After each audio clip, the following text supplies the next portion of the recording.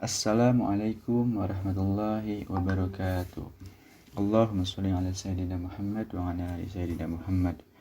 Bismillahirrahmanirrahim. Saya Rian Hidayat dengan nomor NIM F.2110017 akan menjelaskan sedikit tentang sejarah pemikiran ekonomi Islam pada masa Utsman bin Affan untuk memenuhi tugas dari mata kuliah Sejarah Pemikiran Ekonomi Islam, Fakultas Ekonomi Islam, Universitas Juanda Bogor.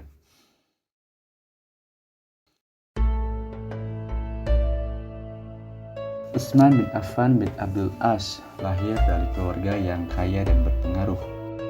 Utsman menjalani pendidikan yang baik, belajar membaca dan menulis pada usia dini. Utsman berasal dari keluarga dengan status sosial dan ekonomi tinggi yang menjadi salah satu pemeluk Islam pertama.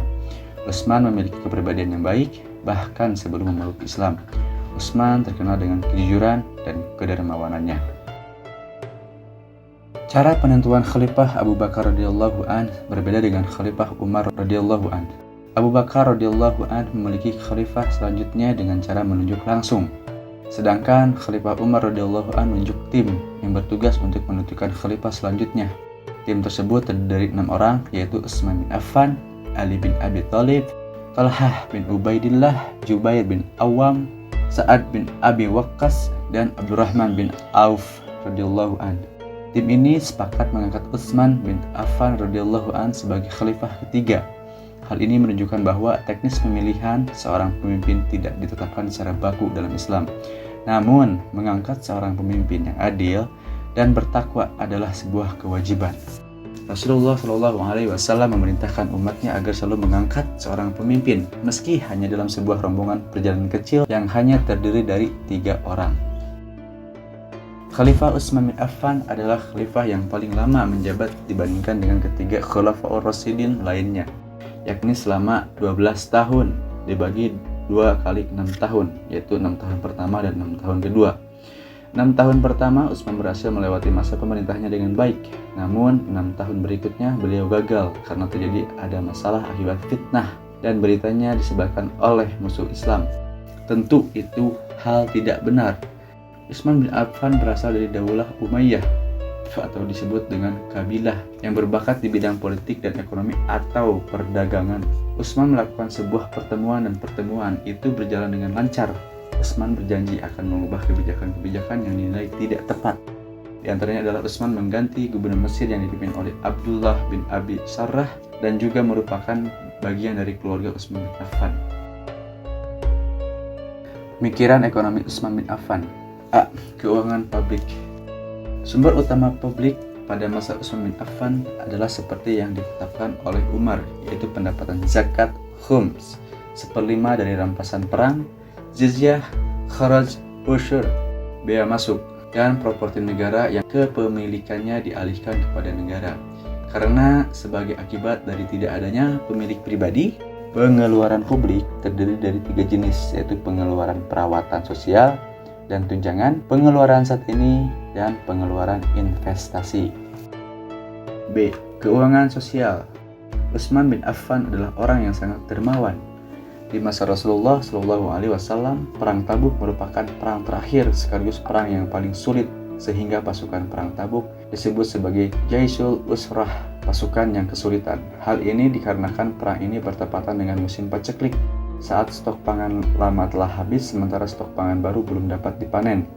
Dalam perang ini, sebagaimana yang dikisahkan dalam sebuah hadis, Abu Bakar menginfakkan seluruh hartanya, sementara Umar separuh hartanya. Namun diriwayatkan juga bahwa sepertiga anggaran perang Tabuk berasal dari infak Utsman bin Affan.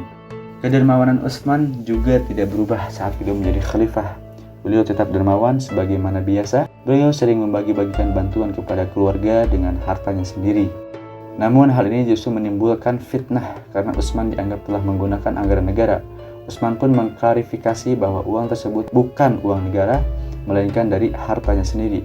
Utsman yang merupakan orang kaya raya tidak pernah mengambil gaji dari uang negara, karena harta yang dimilikinya telah mencukupi kebutuhannya sehari-hari. Jadi, pejabat yang tidak mengambil gaji bukan merupakan suatu hal yang baru dalam Islam. Hal itu telah dicontohkan oleh Utsman bin Affan radhiyallahu anhu. Dalam hal pengelolaan zakat yang sangat ditekankan oleh Khalifah Utsman memberikan sedikit kelonggaran dalam hal zakat.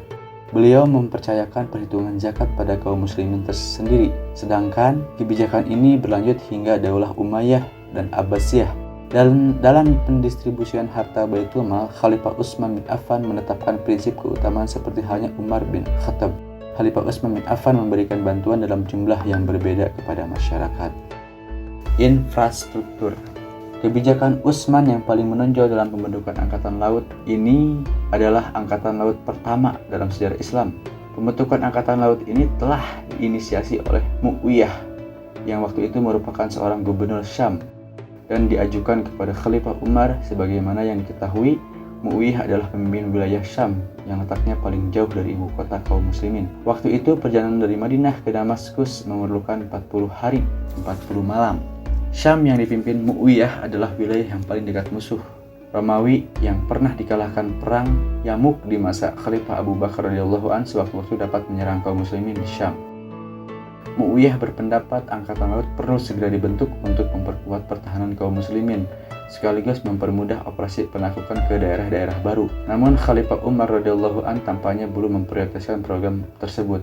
Mu'awiyah radhiyallahu anhu mengajukan permohonan yang sama di masa Khalifah Utsman radhiyallahu anhu. Permohonan tersebut akhirnya dikabulkan, sehingga akhirnya umat Islam memiliki angkatan lautnya yang pertama. Dalam hal ini ada hadis Nabi Shallallahu Alaihi Wasallam yang artinya pasukan pertama dari umatku yang berperang mengarungi lautan dipastikan bagi mereka surga. Hadis ini menunjukkan bahwa Angkatan Laut adalah sebuah program militer strategis yang perlu dibentuk oleh kaum muslimin. Karena Angkatan Laut yang sangat bermanfaat untuk berbagai kepentingan, tidak hanya untuk kepentingan militer, tapi juga ekonomi dan dakwah Islam ke wilayah-wilayah baru yang sebelumnya tidak terjangkau. Di masa Utsman bin Affan, Angkatan Laut yang dibentuk Mu'awiyah berhasil menyeberang ke Siprus, pulau kecil di selatan Turki sekarang, dan mendirikan masjid di sana. Khalifah Utsman bin Affan radhiyallahu anhu menjalankan kebijakan ekonominya dengan melakukan beberapa penataan baru dengan mengikuti berbagai kebijakan Khalifah Umar sebagai berikut. A. Melakukan pembuatan saluran air, pembangunan jalan-jalan, dan pembentukan organisasi kepolisian secara permanen untuk mengamankan jalur perdagangan. Membentuk armada laut kaum muslimin hingga berhasil membangun supremasi kelautan di wilayah Mediterania dan berhasil membangun pelabuhan pertama negara Islam di semenanjung Syria, Tripoli, dan Barka di Afrika Utara. Tidak mengambil gaji dari kantornya, bahkan menyimpan uangnya di bendahara negara. D. Mempertahankan sistem pemberian bantuan dan santunan serta memberikan sejumlah besar uang kepada masyarakat yang berbeda-beda. E. Dalam hal pengelolaan zakat, pemilik harta diberikan keleluasan untuk menaksir hartanya sendiri, dibebaskan zakat atas harta terpendam. F. Menaikkan dana pensiun sebesar 100 dirham dan memberikan ransum tambahan berupa pakaian, memperkenalkan tradisi mendistribusikan makanan ke masjid-masjid untuk fakir miskin dan musafir. Lalu masa pemerintahan 6 tahun kedua Utsman bin Affan radhiyallahu anhu. Pada masa 6 tahun kedua pemerintahannya, terdapat beberapa kebijakan dari Khalifah Utsman bin Affan yang akhirnya bermuara pada gejolak politik dan terbunuhnya sang khalifah. Di antaranya yaitu A. Kebijakan dalam hal pemberian harta dari Baitul Mal kepada kerabatnya. B.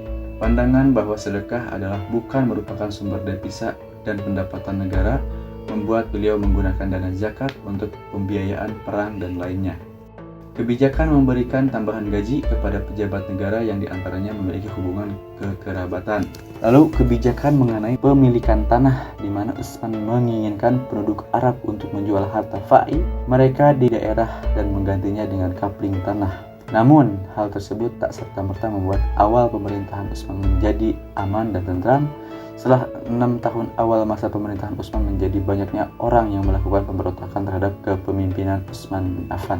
Bahkan tak jarang para pejabat juga merasa tidak puas menganggap kebijakan Utsman yang tidak populer. Dengan alasan itu pun banyak terbentuk kelompok-kelompok pemberontak yang melakukan pengepungan, hingga akhirnya berhasil mengepung dan menyerbu kediaman tempat tinggal Utsman. Dari kejadian tersebut mengakibatkan wafatnya Utsman bin Affan. Utsman bin Affan syahid pada hari Jumat 17 Zulhijjah 35 Hijriah setelah memerintah selama 12 tahun sejak tahun 23 Hijriah.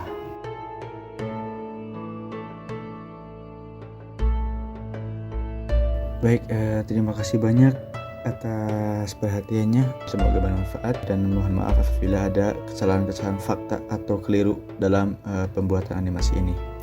Assalamualaikum warahmatullahi wabarakatuh.